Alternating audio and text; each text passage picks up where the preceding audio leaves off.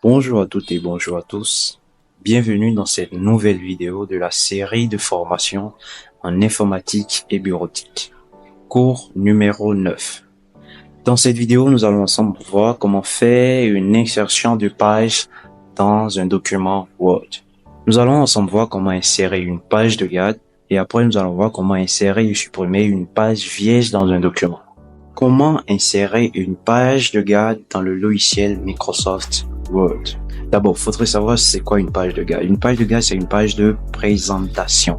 C'est-à-dire quoi? C'est une page sur laquelle vous avez un titre de document, autrement dit, quelque chose qui dit de quoi parle le document.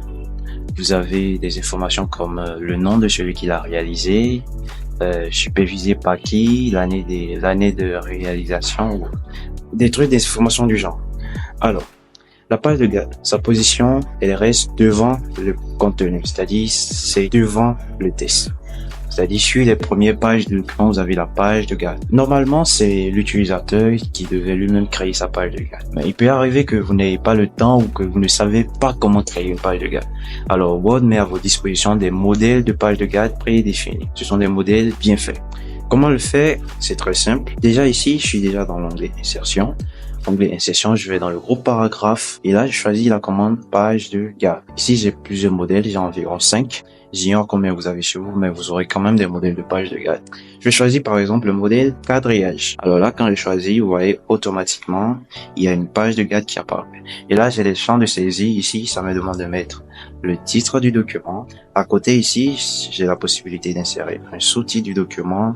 Et en bas là, je peux mettre un petit résumé sur le document. Donc vous voyez, voilà un peu comment insérer une page de garde. Comment insérer et supprimer une page vierge dans un document Word. C'est ce que nous allons voir. Le premier d'abord, je veux insérer une page vierge tout juste après ma page de garde. Autrement dit, je veux insérer la page vierge avant ces pages que j'ai ici. Première chose importante, c'est la position du curseur. Vous allez positionner le curseur de saisie avant la première lettre de cette page, puisque je veux la page vierge avant celle-ci. Donc, position du curseur là. Ensuite, onglet Insertion, groupe page. Et là, j'appuie sur la commande page vierge. Vous voyez, j'ai inséré une page. Je vais annuler et je vais utiliser une autre méthode pour insérer une page. Donc, j'ai annulé. Toujours le curseur de saisie avant la première lettre. Mais cette fois-ci, j'ai fait le raccourci clavier CTRL Entrée. Donc, ça revient au même. CTRL Entrée vous permet de créer une page vierge. Je veux maintenant insérer ma page à la fin du document. Ici, je ne vais pas mettre le curseur de saisie après le haut de façon parce que